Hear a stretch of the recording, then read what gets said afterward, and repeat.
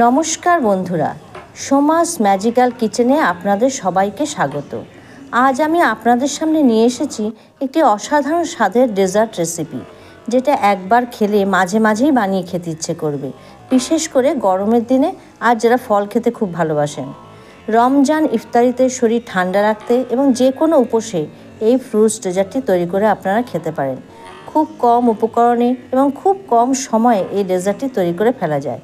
আসুন এবার আমরা মূল রেসিপিতে যাই। যদি আমার ভিডিওটি ভালো লাগে তাহলে অবশ্যই লাইক, শেয়ার এবং সাবস্ক্রাইব করবেন। অনুরোধ রইল ভিডিওটি শেষ পর্যন্ত দেখার জন্য। এই ডেজার্টটি বানানোর জন্য আমি একটি পাত্রে জল গরম করতে বসিয়ে দিয়েছিলাম, সেটা এখন ফুটে উঠেছে। এইবার আমি এর মধ্যে 200 গ্রাম সাবু অ্যাড করব। আমি এখানে ছোট সাবু নিয়েছি, আপনারা মনে করলে বড় সাবু নিতে পারেন, তবে ছোট সাবু দিয়ে করলে এটা খেতে বেশি ভালো হয়। এইবার কিছুক্ষণ নেড়ে নেড়ে এটাকে ভালো করে জাল দেব, যতক্ষণ না একটা স্বচ্ছ ভাব আসে।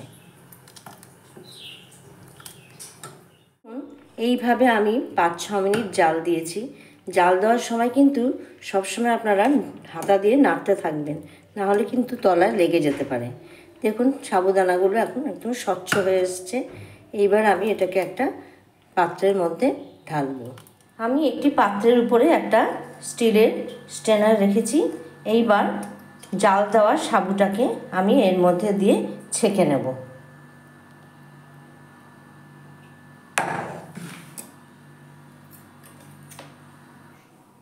এরকমভাবে একটু নাড়তে থাকবো যাতে তলা দিয়ে এক্সট্রা জলটা বেরিয়ে যায়।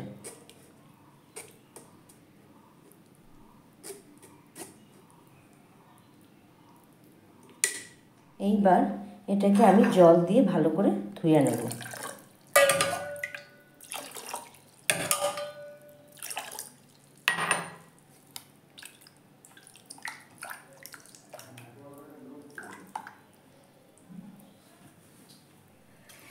দেখুন একটি পাত্রের মধ্যে আমি 3 কাপ পরিমাণ দুধ নিয়েছি।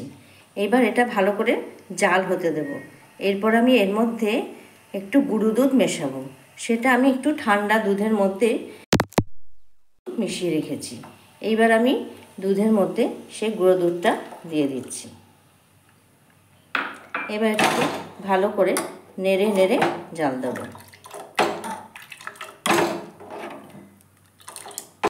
দুধ জাল দেওয়া হয়ে গেছে। আমি এর মধ্যে গুঁড়ো দুধ মিশিয়েছি কারণ দুধটা একটু ঘনও হবে আর খেতেও ভালো লাগবে। আপনারা অবশ্যই কিন্তু গুঁড়ো দুধ মেশাবেন। এরপর আমি আগের থেকে পেস্ট করে রাখা 2 চামচ কাস্টার্ড পাউডার এর মধ্যে দিয়ে দেব। কাস্টার্ড পাউডারটা কিন্তু আপনারা কখনোই গরম দুধে মেশাবেন না।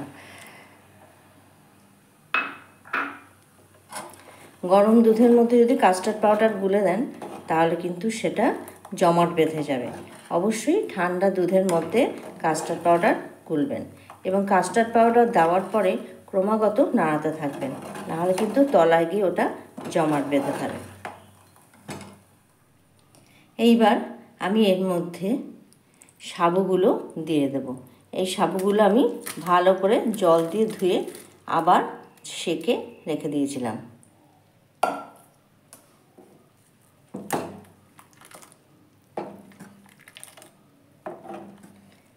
সাবু দেওয়ার পরও কিন্তু ক্রমাগত এইভাবে নাড়াচাড়া করতে হবে।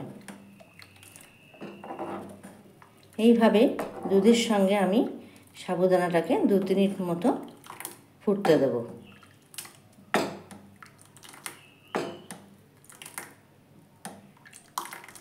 দেখুন এটা জাল দেওয়া হয়ে গেছে। এইবার আমি এর মধ্যে 1 কাপ চিনি অ্যাড করব। মিষ্টিটা আপনারা আপনাদের স্বাদ অনুযায়ী দেবেন। যদি বেশি মিষ্টি খান বেশি দেবেন, কারণ এরপর আমি এর মধ্যে কিছু ফল অ্যাড করব।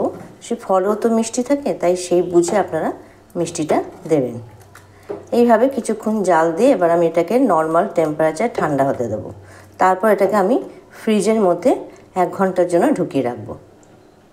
এইবার আমি এটা ফ্রিজ থেকে বার করে এনেছি। এটা আমি ডিপ ফ্রিজে রাখিনি, নর্মাল ফ্রিজে রেখেছিলাম। এবার দেখুন এটা একটু ফ্রিজে রাখার ফলে বেশ ঘন হয়ে গেছে। এবার আমি এর মধ্যে কিছু ফ্রুটস মেশাবো। প্রথমে এর মধ্যে কিছু আমি আপেলের কুচি, কিছু বেদানা আর আঙুর দিয়ে দিলাম। এগুলো আমি আগেই ধুয়ে এবং ছোট ছোট টুকরো করে রেখে দিয়েছিলাম। আপনারা ইচ্ছে করলে আপনাদের পছন্দ মতো ফ্রুটস এর মধ্যে মেশাতে পারেন। আমার এর মধ্যে ফ্রুটসগুলো মেশানো হয়ে গেছে। এবার আমি আপনাদেরকে এটা সার্ভ করে দেখাবো।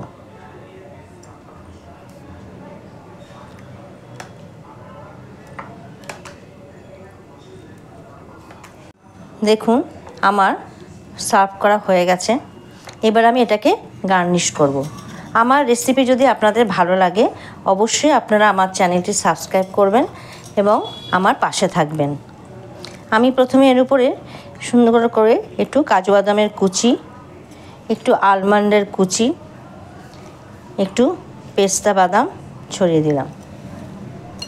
এরপর এর উপরে আমি কিছু কিশমিশ আর আমসত্ত্ব, আপনারা ইচ্ছে করলে এর মধ্যে আপনাদের পছন্দ মতো যে কোনো ফ্রুটসই মেশাতে পারেন, কলাও মেশাতে পারেন, কিন্তু আমি কলা মেশাইনি কারণ আমার খুব একটা পছন্দ হয় না।